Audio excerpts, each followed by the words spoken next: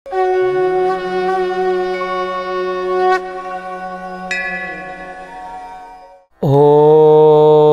क्रीं महाकाल्यै नमः। शुभं मस्त सर्वजगतां परहित निरता भवन्तु भूतगणा दोषा प्रयन्तु शांति सर्वत्र सुखिं भवतु लोकाः। नमस्कार दर्शक बंधु, जय जगन्नाथ। मु आचार्य श्रीवत्स खड़ीरत्न आज आपण मानक स्वागत जनाऊँगी आज सप्तांग को। दर्शक बंधु, प्रत्येक दिन भली आज दिनर महत्व कौन रही, तिथि बार जोग करण नक्षत्र अनुसार कौन रही, पिलाटे जन्म होची तार कौन भविष्य रहिबो, 12टी राशिर राशिफल एवं जोगिनी यात्रा केउं दिग को करिबा, ये समस्त शुभ समय को आधार करी एक मीमांसा जार ना रखा जाइछि सप्तांग। आसंतु जानिबा। दर्शक बंधु, आज आषाढ़ मास मिथुन 11 दिन जून 25 तारीख बुधवार रही। तिथि अमावास्या तिथि रही दिन 4टा1 पर्यंत। यापर प्रतिपदा तिथि भोग हे। नक्षत्र मृगशिरा नक्षत्र दिन 10टा40 पर्यंत। परे आर्द्रा नक्षत्र भोग हे। चंद्र मिथुन चंद्र रोचंती अहोरात्र अर्थात 60 दंड पर्यंत मिथुन चंद्र भोग हे। जोग जदि आम देखा गंड जोग आपणकर आज दिन रही, भल जोग नुहे।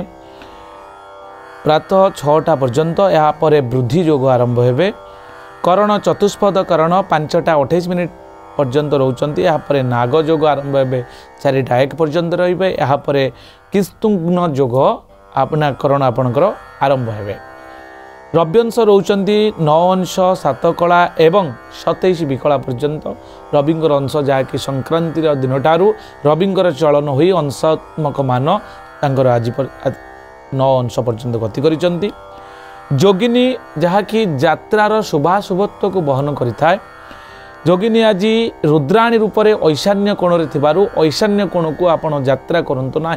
जदि यात्रा करुछंती ताहले बृहस्पतिंकर बीज मंत्र ओं ब्रूं बृहस्पते नमः को जप करी हलदिया वस्त्र परिधान करी अधिक गुरुत्वपूर्ण जरूरी कार्य थिले आपण जानतु, नहले अवॉइड करंतु से दिग को जीवा पाए।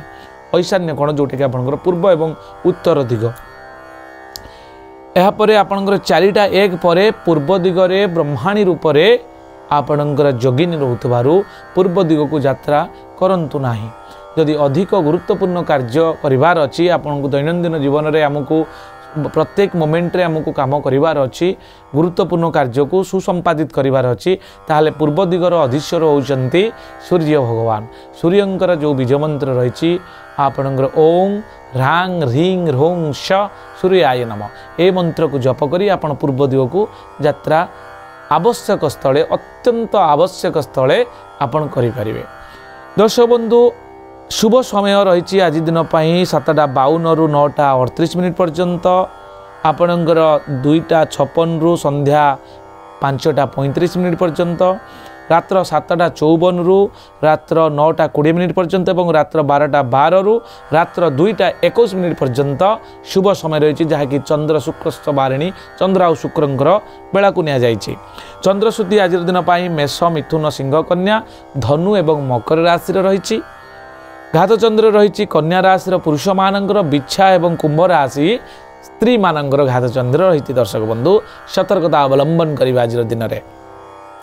घात बार रही कर्कट राशि राहु काल, जहाँकि गोटे इम्पोर्टाट रोल बहन करि राहु। राहु होचंती बेनिफिक प्लानेट नुहंती, से मेलिफिक प्लानेट अर्थात नेगेटिव प्लानेट, जहाँ को आम नकारात्मक शक्तिर उद्रेक कर राहु, जे कि छाया ग्रह। यापर आपन जदि आम देखा सेटा राहु काल भोग होउछंती, जोटा कि अत्यंत अशुभ समय। दिन 11टा50 रु दिन 1टा30 मध्य राहु काल भोग होउथिबारु एही समय शुभ काम करंतुनी। आउरी 3टा समय मु आपनकु आज दिन रे कहिबी, जो समय आपन कोनोसी शुभ कर्म आरंभ करिवे नाही। जाहला काल बेला आपनकर दिन 8टा32 रु दिन 11टा11 पर्यंत। 12 बेला 11टा51 रु दिन 1टा30 पर्यंत। काल रात्रि रात्र 2टा32 रु रात्र 3टा53 पर्यंत आपनकर एई जो समय मु आपन मानकु कहली, या निहाती अशुभ समय। उक्त समय रे आपण माने कोनोसी शुभ कर्म करंतु नाही, निश्चित भाव में अमंगल होबार संभावना रही। निश्चित खाद्य हिसाब से माछ मांस खातु ना एवं पानी कखारू। दर्शक बंधु आमर जीवन को बा आम शरीर को सुस्थ निरामय एवं सुरक्षित रखापी अनेक गुड़े मुनि ऋषि माने निर्दिष्टता तैयारी करिसेंती बा निर्दिष्ट नियम किछि करिसेंती। आपण से दिन रे जदि माछ मांस खाउछन्ती ता जो हमर मणिपुर चक्र अछि से पाचक रस ठीक भाव में झरी न थाए जा द्वारा सेटा हजम प्रक्रिया ठीक भाव में सुसंपादन न होबा द्वारा पची थाए। जेतेबेले खाद्यटी पची जाए सेतेबेले गैस उद्रेक होता है।